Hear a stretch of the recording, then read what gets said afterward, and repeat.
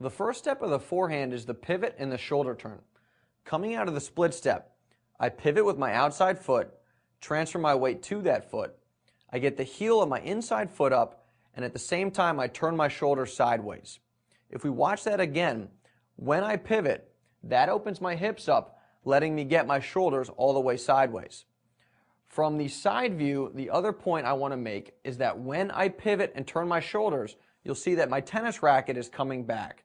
And that's key. The pivot and the shoulder turn starts the racket take back. But what's also extremely important is that it's the shoulder turn. If we watch it again, the shoulder turn brings the racket back and not the arms. Your arms shouldn't do anything during this step. So let's watch it one more time. I pivot with my outside foot, transfer my weight to that foot. Heel of my inside foot comes up, shoulders turn sideways, starting the racket take back even though my arms haven't moved yet. Behind me is Sasha Jones hitting a forehand. She's a New Zealander who recently turned pro, and this forehand is from a recent Washington Castles World Team Tennis event.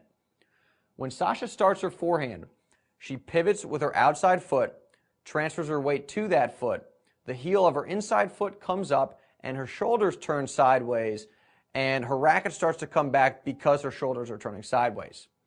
If we clip to her hitting a forehand from behind, she pivots with her outside foot and again transfers her weight to that foot.